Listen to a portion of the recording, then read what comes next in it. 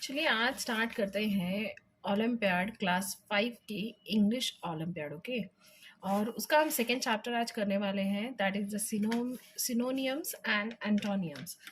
तो सिनोनियम्स का मतलब क्या होता है? सिनोनिम्स का मतलब होता है सिमिलर वर्ड, एंड एंटोनियम्स का मतलब होता है जो आपके ऑपोजिट वर्ड होते हैं, जैसे कि शॉर्ट का टॉल हो गया, इस तरीके का। तो सिमिलर वर्ड में आपको जो वर्ड दिया जाएगा उसी का ही सिमिलर आपको वहां पे टिक आउट करना है। तो पहला क्वेश्चन स्टार्ट करते हैं। पहला क्वेश्चन है, choose the correct synonyms of the given word. तो पहला क्वेश्चन है, choose the correct synonyms of the given word. तो पहला जो वर्ड दिया गया है वो है एब्स्ट्रैक्ट। तो एब्स्ट्रैक्ट का मतलब क्या होता है? मतलब एब्स्ट्रैक्ट का मतलब है एग्जिस्टिंग आइडिया, मतलब कोई आइडिया है तो हम एब्स्ट्रैक्ट बोल सकते हैं। तो थियोरिटिकल इसका आंसर होगा, थियोरिटिकल इसका आंसर है। क्वेश्चन नंबर 2 है एगोनी। एगोनी का मतलब होता है, अगर मान लीजिए कोई इंसान बहुत ज़्यादा सफरिंग में है, जिसे पेन हो रहा है, तो उसे आप एगोनी बोल सकते हैं, और उसका सही वर्ड जो होगा इसमें वो है मिजरी। मिजरी आप बोलते हो, मिजरेबल, बहुत मिजरेबल कंडीशन है उस पेशेंट की, ऐसे आप कहते हो, तो उसका सिमिलर वर्ड होगा मिजरी। ओके। तीसरा है एमिएबल। एमिएबल का मतलब होता है जो थोड़ा फ्रेंडली हो और थोड़ा प्लीजेंट हो, उसे हम एमिएबल कहेंगे, और उसका सही आंसर है friendly. Option C will be the correct answer. चौथा जो है हमारा, फोर्थ वन, वो है ब्लॉसम। ब्लॉसम, ब्लॉसम का मतलब क्या होता है कि मान लीजिए ट्री है जो बहुत फ्रूटफुल है, जिसमें उसमें बहुत फ्रूट लगते हैं, तो आप उसे ब्लॉसम बोल सकते हैं। तो यहाँ पे आपको ऑप्शंस दिए गए हैं, ग्लूम, फेड, श्रिंक और प्रॉस्पर। तो उसका सही आंसर होगा प्रॉस्पर। ठीक है।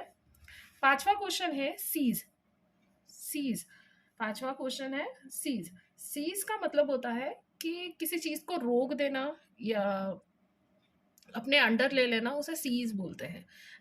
तो उसका सही आंसर होगा option number B, halt. Halt will be the correct answer. Question number 6 है cajole. To persuade a person by giving.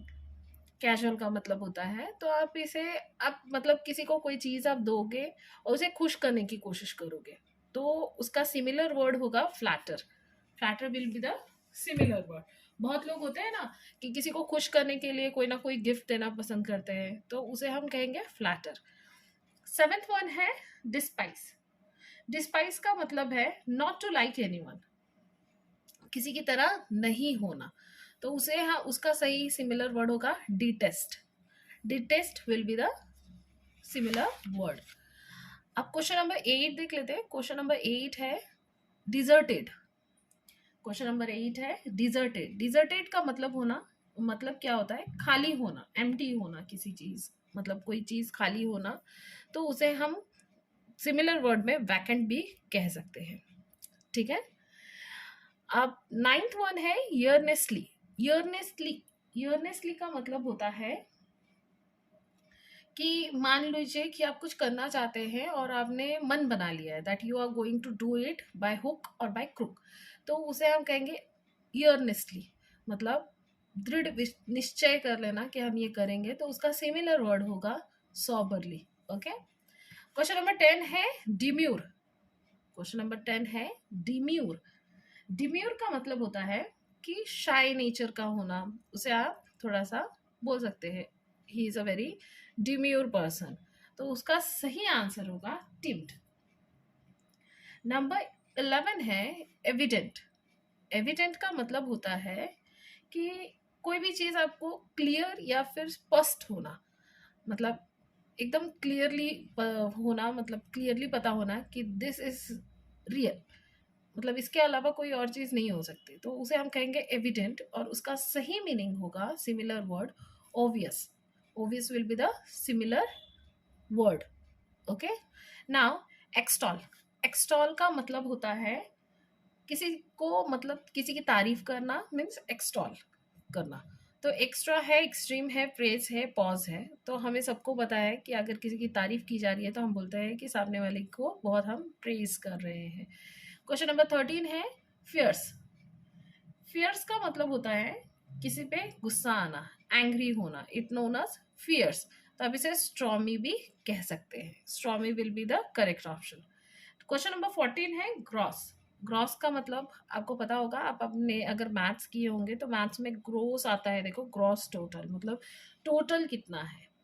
तो टोटल इसका मीनिंग है, और इसका सिमिलर वर्ड होगा complete. Complete will be the correct option. Okay, now question number 15 हॉक्टी। हॉक्टी का मतलब होता है कि कोई अगर बहुत घमंडी है तो आप उसे हॉक्टी बोल सकते हो, राइट। तो हॉक्टी, तो आप इसको चार जो ऑप्शन आपको दिए गए हैं तो आप उसमें देख सकते हैं कि कौन सा उसे सिमिलर है। एरोगेंट है, नॉटी है, सिंपल है, ह्यूमिड है। तो हम सबको पता है सिंपल ह्यूमिड तो नहीं होगा, और कोई अगर बहुत घमंडी है तो हम उसे नॉटी नहीं कहते, बदमाश जो होता है उसे हम नॉटी कहते हैं। तो इसका करेक्ट आंसर होगा arrogant. Number A will be the correct answer. अब चलिए दूसरा करते हैं।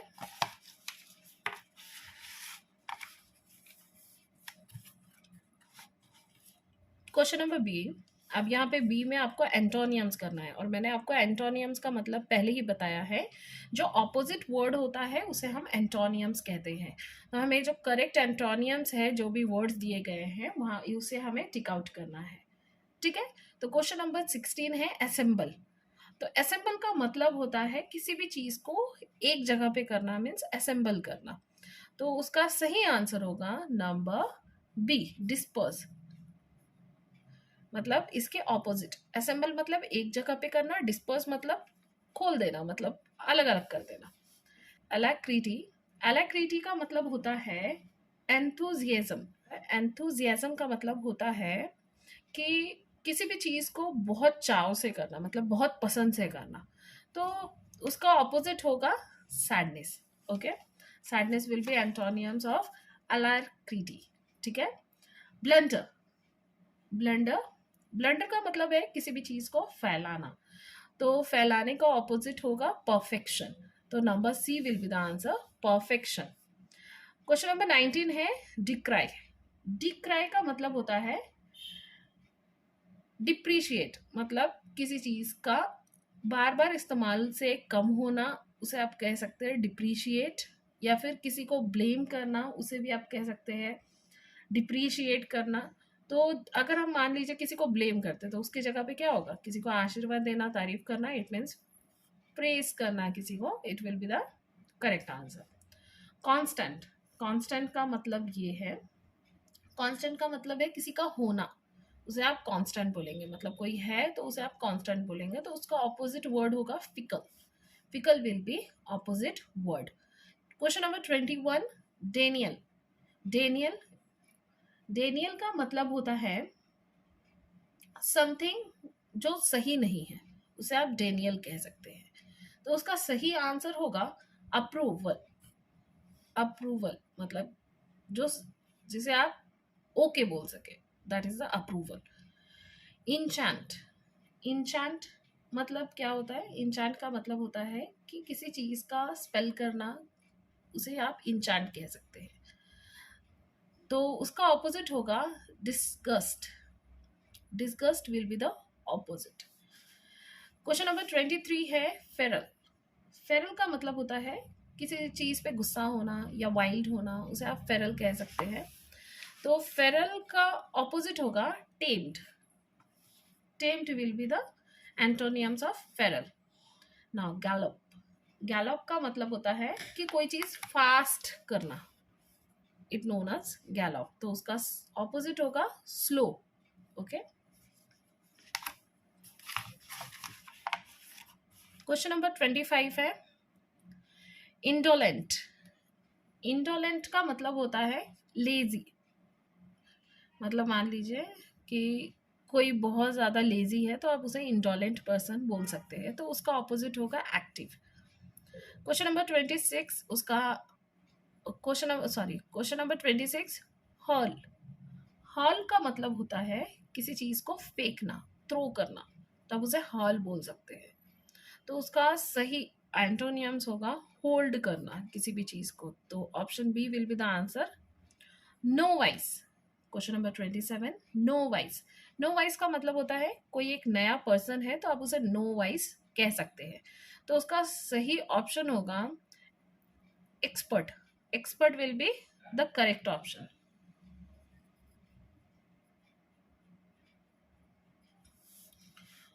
Question number 28, excel. एक्सेल का मतलब होता है कि एक्सपीरियंस होना किसी चीज को लेके। अगर आपको एक्सपीरियंस है तो वो बोलते हैं कि ये बहुत एक्सेल है ये काम करने में।